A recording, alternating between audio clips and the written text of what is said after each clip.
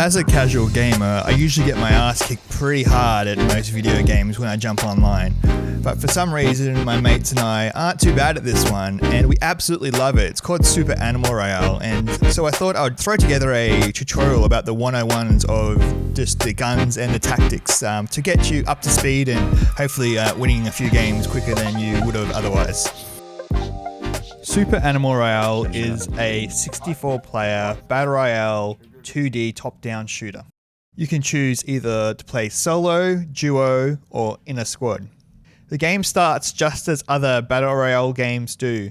The plane randomly follows a straight path over the map, and you can choose when to jump out and where to land. An important thing to know though is you can't fly that far away from the plane's flight path.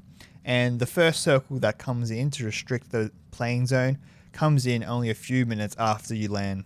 So I wouldn't recommend long drops to quiet locations. I throw the guns in this game into two loose categories, one being the close quarter combat guns and one being the range guns or open field guns. The guns that fall underneath the close quarter combat umbrella would be the handgun, the shotgun, and the SMG. Not only do these bullets move much slower than the other guns, they actually physically stop altogether much sooner as well, as to do no damage.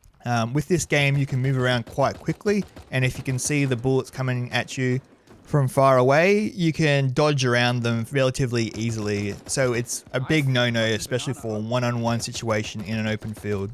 Unlike other video games, the character itself can move relatively fast compared to the bullet speed. That's why it's important to have fast bullets in open field situations to make it as hard as possible for the opposition to dodge your aim. Still, with most of the open field guns, there's a trade-off between the firing rate and the bullet speed. It may take another video to go into depth about when to use which one exactly in any particular scenario. So obviously with your close quarter combat guns like your SMG and your shotgun, you want to have these out while you're gathering supplies, as almost all the items in the game are found in either a building or a cave, which are all close quarter combat in nature. So if you're ambushed while gathering supplies, which happens quite often, you already have the ideal type of gun for that situation. It's important to try to have 100% health at any given moment. So there's a few ways to regain your health if it's been lost during combat. The most common way you'll come across is the health bottles that you'll find laying around the map. These can be found in buildings, in crates, and under grass. Your character has 100 hit points of health, and you can hold 200 hit points of juice at any given moment. Another good way to regain health is if you can find a fruit basket, which are fairly commonly laying around inside buildings. The last but rarest way to regenerate your health is to find a fire pit that's laying around on the map. It will slowly regenerate your health over time. Fires only have a finite amount of health regeneration though. From my estimation, it's about 60 to 70 hit points.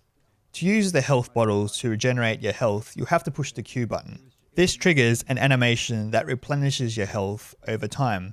It's important to keep in note though that you are immobile while this animation is playing out. The animation itself is also quite noisy and can be heard by nearby enemies. This may cause them to rush you during this vulnerable period, so it's important, when possible, to replenish your health in a quiet, secluded location. Think of armor as kind of a force field of a type. It can't stop you from getting hurt from poison grenades or being run over, but it does stop bullets from damaging your character. Armor comes in 3 different types, level 1, 2, and 3. Level 1 armor gives you 1 bar, level 2, 2 bars, and level 3, 3 bars. The only differences between the armors is the level of protection they give, so you always want to get the highest level of protection. So once you get shot and your armor is damaged, the only way to repair that armor back to its full bars is to find what's called super tape. Nice. Super tape can be found in any location in the map, either inside a building, inside a crate, or under some grass. That being said, it's still relatively rare and you can only hold 5 tapes at a time. 1 tape repairs 1 bar of your armor. So there is some strategy of when to use your tape and when not to use it. In general, if you're in a combat situation that you've just escaped from and there still might be some enemies nearby, it's probably wise to repair your armor then. But if you just finish the battle and all the enemies have been wiped and you're in no present danger, it could be prudent, especially if you have a level 1 or level 2 vest, to go out and seek another level 1 and level 2 vest and save your super tape for those scenarios, mostly at the end game, where you'll need to repair your level 2 or your level 3 armor, and there's probably no fresh level 2 or level 3 armors laying around. So there's some basic takeaways when playing either in a duo or a squad. And the main one is stick together, because basically your firepower becomes doubled up. Often you'll come across teams that aren't closely sticking together. Once you've got one teammate down, you can exploit this advantage to lure or bait the other teammate or teammates. As you can see here, my teammate is jumping around trying to lure the attention of the remaining teammate, while I'll hide and ambush from behind if he jumps out. Unfortunately for us in this instance, he didn't jump out, but the tactic works quite often. And once you're shooting the teammate from 2 different locations, it really should be game over at this point. Quite after one battle is finished, another battle will start up soon after, as nearby enemies can hear the noise of your gunfire. You got to really keep this in mind and make sure after you finish the battle, perhaps you should move far away from the zone where you've had the battle, or quickly grab the guns and fight on. So it's really a situation you got to make on the fly. Depending on your skill level, you might early on want to run away, which requires rolling. By feeling confident or you got good guns, it could be prudent to take on more people for the off chance of getting some of the better guns in the game. But obviously once the battle's done, jump inside a building, try to hide, and stay away from the line of sight from your opponents.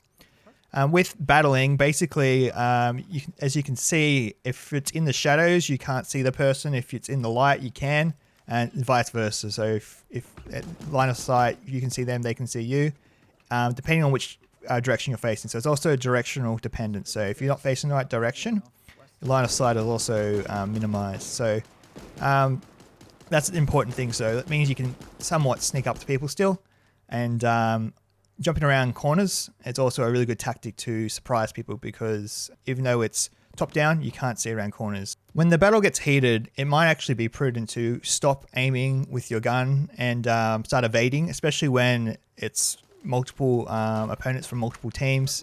The best option isn't always to just stand your ground and shoot.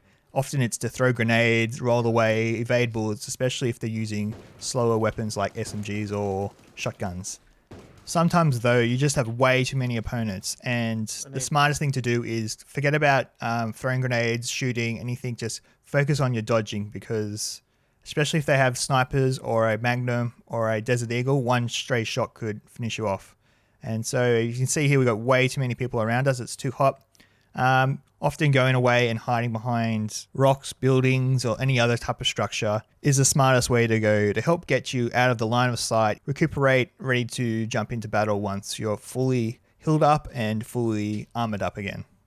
There's 2 main types of grenades in this game. Your standard frag grenade, which does an area of effect damage, and then you've got your poison smoke grenades. A good way to use your poison smoke grenades is to block off areas that your enemies can attack you. This can be used defensively to help block off a corridor while you're running away from an attacker, or offensively to block off areas that you could get ambushed by while you're attacking.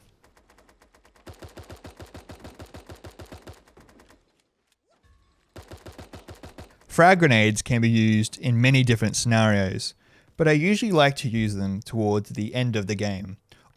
Often to flush them out of obvious hiding locations while dealing additional damage and keeping yourself relatively out of harm's way. Believe it or not, sometimes you can even use stealth on this game. To do so, hold down the control button. This will help remove any noise that your steps make. And sometimes this is great on a 1v2 situation where getting the drop on your opponent is pivotal.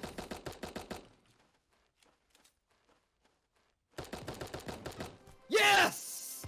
Oh yeah, baby! The hamster ball is effectively the vehicle of this video game. You get into it by pushing E, and you get out of it by pushing E. It's great for getting around slightly faster than foot, though I'd only ever recommended using it in wide open spaces, as if you hit other objects in the game, you will viciously bounce backwards from them, and it quickly becomes slower than just walking on foot. Like other video games, you can use this vehicle to run your opponents over for an instant kill. It's also a fantastic way to distract your opponents while you or your teammate comes from behind and ambushes them. The ball also acts as a 360-degree shield. It can take a small amount of enemy's damage. Once it has been broken though, you are released from the ball without any further damage being inflicted upon you. We often use the hamster ball to get to the mole crates quicker. The mole crates contain the strongest guns in the game, the legendary and the epic guns that do the most damage. You can find out where the mole crates are by checking it out on your map in the top left hand corner. The mole crate itself doesn't appear straight away after the icon is shown. The mole character itself digs underground for quite some time before revealing the final location of the crate itself. This time delay of the icon appearing on your map and the actual crate appearing in the game itself means there's going to be a lot of players around that area to get the crate when it finally does appear. So be careful when you move into here that you have good cover or even decent guns already, because there's going to be a lot of players around this crate itself, and they're usually some of the better players in the game. Alright, so that's about all you need to know to get started with Super Animal Royale. If you enjoyed this video, please like and subscribe to the channel, and if it gets enough views, I might make another one about some of the more fine details of the game. Until then, thanks guys, I'll catch you later.